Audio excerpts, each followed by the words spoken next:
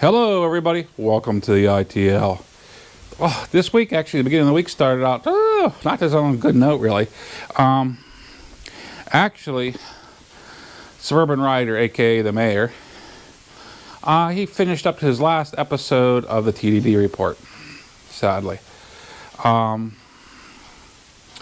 He was actually, the TDD Report, he put it on for many years. I believe it was from as far back as 2010. He didn't run it straight through. He did miss a day here or there. It's going to happen. People get sick, people go on vacation, everything else. Okay, and yes, I actually started the ITL due to the TDD Report. I actually liked what he was doing, and I kind of enjoyed especially his gadgets. The gadgets were on the earlier episodes, and I enjoyed that. And that's one of the reasons I thought, you know what, I could do that. I could do that. I could go with the cheaper gadgets and show to everybody, okay, I got this. Let's give it a try. And I could try them out, and if they failed, I could tell you. If they didn't fail and they did me well, I could tell you also. That's my whole thinking of it. And it was the TDD Report. Yes, Suburban Rider. He was my mentor with doing this. He was the guy behind the scenes actually. Whenever I was thinking about, is this really worth it? Am I really enjoying this? And yes, I did enjoy it. I was in the kind of a down-out blah mood. And normally that happens during the winter time. AKA, also, we're having that right now. I experienced about 3 to 4 inches of snow overnight, and we're getting more. But yeah, get back to the TDD Report. Yeah, it will be missed. It will be missed. That's one of the reasons why I did not put the ITL up on Sundays, because the TDD Report was on Sundays, and I kind of seen that as encroaching on Sundays with people who would like to watch the TDD Report. I had the utmost respect for him, so that's the way I dealt with things. He said he will be back off and on with just regular videos, but we'll see. I'm hoping he is. I really do. I enjoy Suburban Rider's videos tremendously. But let's move on. Speaking of gadgets, I spoke of a gadget last week, a tool that I picked up. It was a 4.5-inch grinder from Harbor Freight. Yes, these are this is the famous models, because I'm saying models because there's actually two serial model numbers that goes with this, and I'll explain to you a little bit more, hopefully a little later. But these are the models that you can normally pick up for between $9-10 on sale with coupons. I paid full price due to I didn't have the coupon. And they didn't have any in-store coupons just sitting there with the flyers. So I'm like, I'll go ahead and pay it. It's only $5 difference, and it still falls right within there, because my rule of thumb is I'm not going to blink an eye if it's $20 or less. That's like with my microphone setup. So I do know that I'm getting a little bit of noise with this microphone setup, and that's due to my cell phone. I do have a new cell phone to me, and it likes to call in and buzz in while I'm doing the ITL, which makes noise. So, I apologize for that, but that's kind of out of my control a little bit. But let's go with it. Of course, I told you I already opened it up. This is it. This is actually item number 69645, which is actually, I can't remember the other item number. It's actually, the other item number is the better item number, come to find out. But I don't see why this can't be decent as long as you take proper precautions. And both of them need proper precautions, to be honest with you. And here it is. Now you see that I do have a flapper disc. You might not be able to tell the flapper disc from there. I'll talk to you more about that. This is the head right here. I was mentioned last week. And we'll get into more about that. Now this has the handle. You see the handle right here. It's reversible side to side. This shroud's movable. I have it tightened down pretty good. Well, there it is. You can move it. You can actually take it off. I wouldn't recommend that. All it is a Phillips screwdriver, which you loosen the screw right here. And actually do the what I will recommend you doing if you get one of these is you have to remove that shroud. This is before you put any type of discs on it, flapper disc or anything. What I would do right out of the box before you can plug it in or anything is take that screw out, remove the shield. There's 4 screws. There's 2 here and 2 in the back. Remove those. Those are Phillips also. And then you pull that apart. It'll just slide right off, straight forward. And then you'll see that the grease all settles down into a cavity. It could be on top, could be on the sides, but the grease will settle down in the cavities from shipping. You scoop that out, and you at least scoop that out and put that on the gears, and cover them really well. I mean, mine, I could feel it. It's running really smooth because I did that.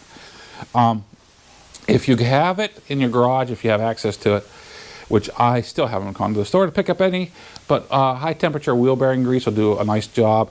Pack it about half full with it, so it's bound to lubricate the gears in time, which I'm going to do later on in the near future. That way, I mean, that's the worst thing. You burn these things up, you tear the gears up with lack of lubrication.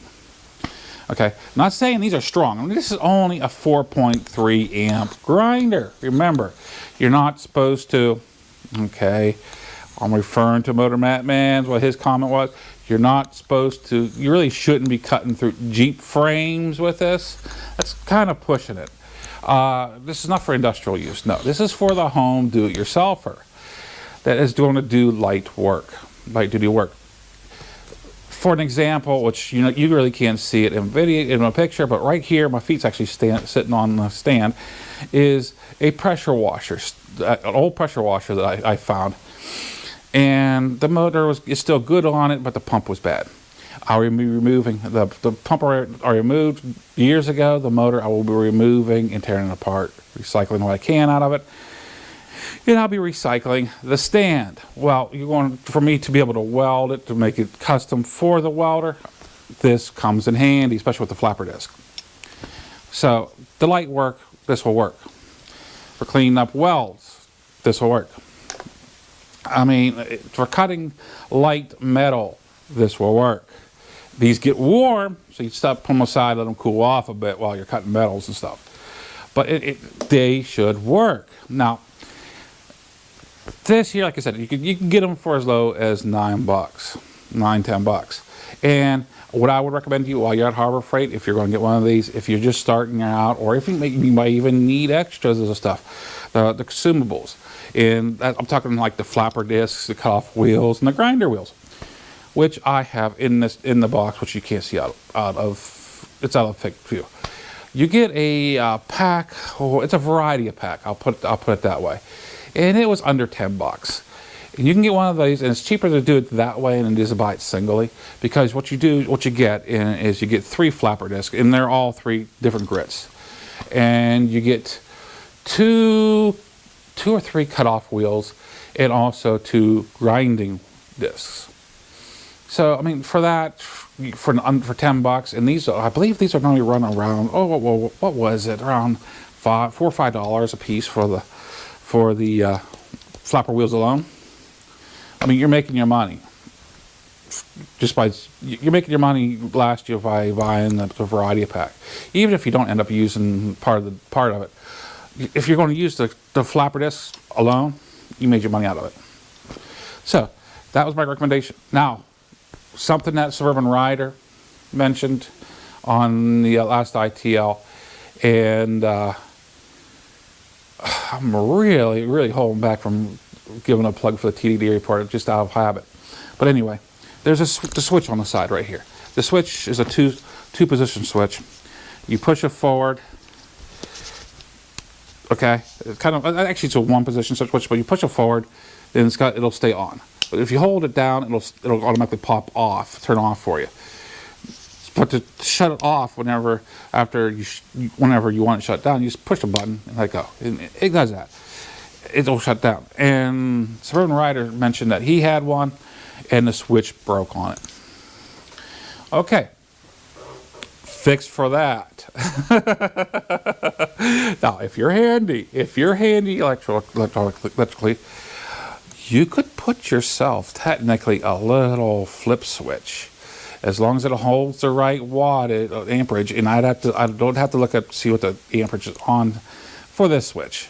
It's inside this, but you should be able to put a little flip switch to turn it on and off. I mean, you're talking $9.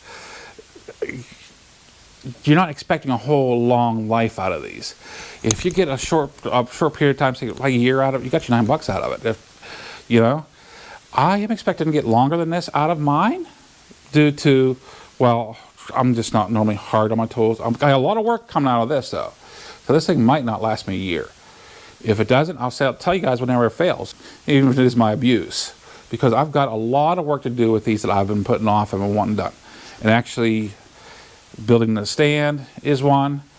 I'm going to be redoing the ammo boxes that are on my KLR 650, the GOAT, because through the years, I mean, they're getting rougher on the edges.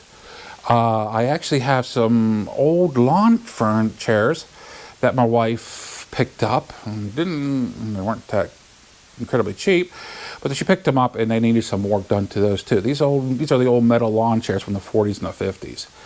And they need a little bit of work, a little bit of tender loving care, and this and the welder will fix them right up.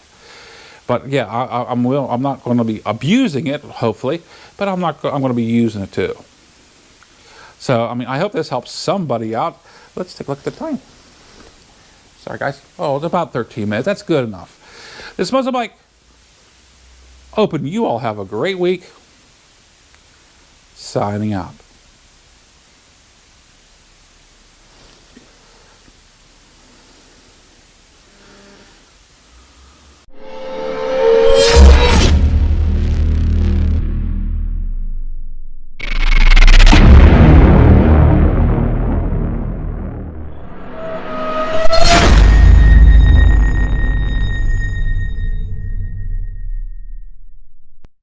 On why it failed.